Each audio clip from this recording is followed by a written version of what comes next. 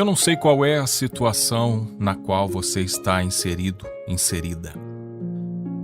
Mas eu sei que a tua situação pode ser parecida com a situação de uma pessoa que até um tempinho atrás a sua vida era só vitória. Alegrias, as coisas davam certo, não precisava nem de esforço. Parece que a vida caminhava como uma bola descendo ladeira abaixo. Mas de repente a coisa mudou. Você se viu num buraco. Parece que você, quanto mais se esforça para sair dele, mais profundo você vai. E por mais que você ore, tudo parece não sair do lugar. E quando você olha à sua volta, tem gente que nem tem compromisso com Deus e parece que está melhor do que você. Aí você pensa, para mim não dá. Desse jeito não, eu não aguento mais. E quando você já está pensando em desistir, te aparece um vídeo desse na internet dizendo: antes de desistir, ouça a última palavra de Deus para você. Antes de você fazer qualquer coisa, eu te peço alguns minutinhos da sua atenção. Depois você pode fazer o que quiser. Mas primeiro ouça o que eu tenho a dizer para você da parte de Deus. Porque é Deus que impulsiona a gente a falar no nome dele, tentando transmitir uma mensagem de vida para as pessoas. Não deixa o diabo tentar te enganar com pensamentos negativos, do tipo, quem é essa pessoa? Essa pessoa não sabe de nada, não vale a pena, não gaste o seu tempo. Essa vozinha que fica falando no seu ouvido é uma voz daquele que quer ver o seu fim, quer destruir você. Ele não vê a hora de você jogar a toalha para ele pular de alegria e gritar: eu venci! Na verdade, ele gostaria mesmo era de vencer a Deus, né? Mas ele jamais vai conseguir isso. E como ele não consegue vencer a Deus, ele consegue pelo menos causar tristeza para Deus.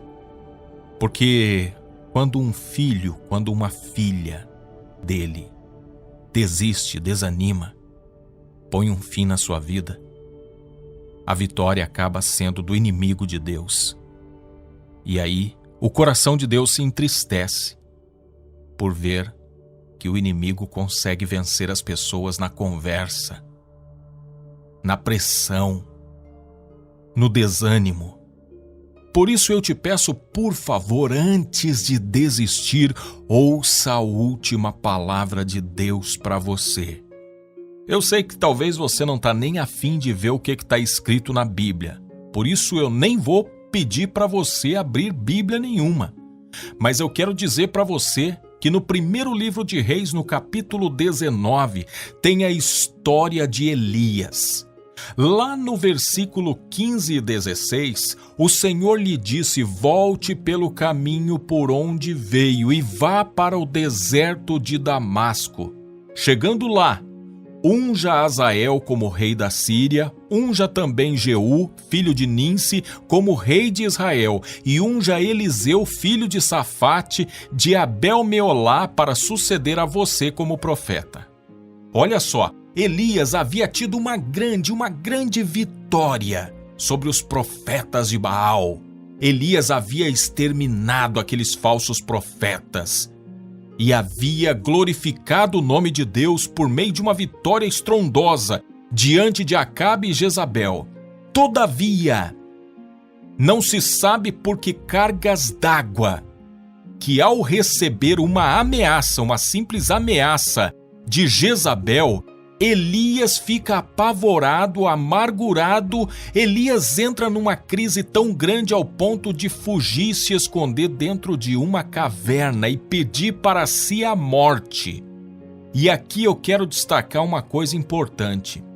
A gente tem mania de sempre olhar para as pessoas da Bíblia e achar que essas pessoas eram super-homens, super-mulheres, pessoas com uma estrutura muito melhor ou maior do que a nossa. Mas não é assim. A Bíblia diz que Elias era um homem semelhante a nós, um homem formado do mesmo pó que você, suscetível aos mesmos sentimentos, inclusive sentimento de desânimo, de derrota. E foi isso que aconteceu com Elias, mesmo depois de uma grande vitória. Depois de um tempo em que tudo ia bem, as coisas estavam caminhando, Elias estava firme com o Senhor, exercendo o seu ministério, dando passos largos na sua caminhada. Venceu um grande desafio, orou a Deus e veio fogo do céu, consumiu o sacrifício, derrotou aqueles falsos profetas. Elias estava vivendo um momento de glória na sua vida, quando de repente uma ameaça de uma mulher o põe em pânico. Sabe por quê? Porque Elias era homem semelhante a nós, a mim e a você. Elias era uma pessoa, um ser humano com a mesma estrutura sua. A segunda coisa que eu quero dizer para você é: não avalie a vida das pessoas à sua volta com base naquilo que você vê ou pensa. Lembra quando eu disse que você olha à sua volta e pessoas que nem servem a Deus parece que estão muito melhor do que você? A gente tem a mania de pensar assim porque a gente avalia a pessoa com base naquilo que a gente vê ou pensa. Mas olha, aquilo que a gente vê ou pensa de algumas pessoas é só a ponta de um iceberg. Iceberg é aquele enorme bloco de gelo que fica no mar. E a gente, quando vê um iceberg, a gente se assusta com aquela ponta de gelo que está no meio do mar, mas a gente não sabe, às vezes, que a ponta que está abaixo do mar, fora da nossa visão, é muito maior do que aquilo que a gente está vendo. Assim é a vida das pessoas. Às vezes você vê uma pessoa com um sorriso nos lábios passando ao seu lado, e você pensa, nossa, fulano tá bem melhor do que eu. Você não sabe as noites de amargura, de choro e de angústia que essa pessoa passa. Você não sabe o quanto custou para essa pessoa conseguir colocar esse sorriso nos lábios. E talvez é um sorriso falso. Um sorriso que esconde atrás dele um grito de desespero, de dor, de angústia. Então não fique comparando a sua vida com a vida das pessoas que você vê. Quando for para comparar, compare você com você mesma. Você mesmo. Terceira coisa, quer um bom conselho? Risque da sua vida essa hipótese de deixar Deus, abandonar Deus, parar com Deus, por qualquer problema, por qualquer frustração, por qualquer crise. Essa história de vou parar com Deus, eu não consigo mais caminhar. Pare com isso. Certa vez, quando Jesus pregou um sermão duro, os discípulos dele, ao ouvir aquelas palavras, o abandonaram. Foram embora. Ficaram só os 12. E aí Jesus perguntou aos 12, vocês também não querem ir? Simão Pedro lhe respondeu, Senhor, para quem iremos? Tu tens as palavras de vida eterna. Nós cremos e sabemos que és o Santo de Deus. Risque da sua mente essa hipótese de você deixar Deus, porque isso é, no mínimo, uma bobagem. Se existe alguém que está torcendo por você, se existe alguém que chora por você, se existe alguém que te ama, mas te ama de tal maneira que deu tudo o que ele tinha de melhor para poder te resgatar da perdição eterna, para poder reconciliar você com ele, se existe alguém que fez tudo por você, esse alguém se chama Deus Pai. Porque Deus amou o mundo de tal maneira que deu o seu Filho unigênito para que todo aquele que nele crê não pereça, mas tenha vida eterna. Risque da sua vida essa hipótese de querer deixar Deus por algum problema ou frustração. Porque se não for para você caminhar com Deus, você vai caminhar com quem? Com o diabo? Você acha mesmo que o diabo pode querer o seu bem? Você acha mesmo que o diabo pode te ajudar? O diabo só pode te ajudar a puxar o gatilho, a torcer a corda. O diabo só pode te ajudar a te levar pro buraco. Aliás, é bem provável que se você já está no buraco, foi ele que te levou para aí. Deus quer te tirar do buraco, Deus quer te tirar de dentro dessa caverna. E a quarta coisa que eu tenho para te dizer, não importa a crise, não importa se você chegou aí por culpa sua ou por culpa do diabo, se porque você fez o certo ou porque você fez errado, não desanime, porque Deus acredita em você.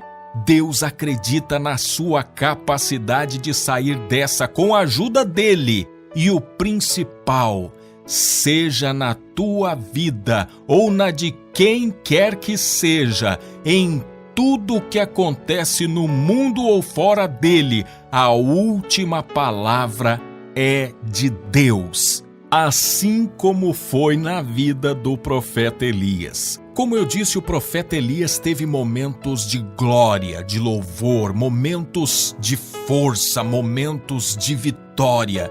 Mas ele passou também maus bocados, ao ponto de entrar numa caverna e pedir para si a morte. E ele mesmo estava achando que tudo tinha acabado para ele. Talvez ele estivesse assim como está você. E então ele pede para morrer. Ele desanima, ele desiste de tudo. Mas olha o que Deus pede para ele. O Senhor lhe disse: volte pelo caminho por onde veio e vá para o deserto de Damasco. Chegando lá, unja Azael como rei da Síria. Era como se Deus estivesse dizendo para ele: ei, Elias, você não vai desistir não, meu filho. Eu vou te dar força, eu vou te dar coragem, eu vou te levantar. E antes de morrer, tu vais entrar num palácio ainda. Tu estarás diante de um rei. Você não vai morrer não, Elias. Tem coisas para eu cumprir na tua vida ainda. Você ainda vai ungir Jeú, filho de Ninsi, como rei de Israel. E mais, você ainda vai preparar o teu sucessor, que será Eliseu. Então, Elias, eu ainda tenho planos na tua vida, eu tenho propósito na tua vida, eu tenho muitas coisas para realizar na tua vida. A mesma coisa Deus tem na tua vida. Deus ainda vai te levar a lugares que você jamais imaginou estar. Deus ainda vai te levar a lugares de honra, de destaque. Deus ainda vai dar a você capacidade para deixar um legado muito maior e melhor do que você possa imaginar. Porque Deus é poderoso. E mais, Ele é poderoso para fazer infinitamente mais do que pedimos ou pensamos. Esse Deus é demais, esse Deus é poderoso e esse Deus tem para você uma palavra na tua vida. E a palavra de Deus para você é: eis que estou contigo todos os dias, até a consumação dos séculos. Deus está com você. Deus me mandou dizer: coragem, enxuga essas lágrimas. Levante-se, porque o Senhor dos Exércitos vai à frente dessa batalha e Ele vai te entregar a vitória, especialmente para que o mundo veja e glorifique o nome daquele que está sobre todo o nome, Jesus Cristo de Nazaré. Amém.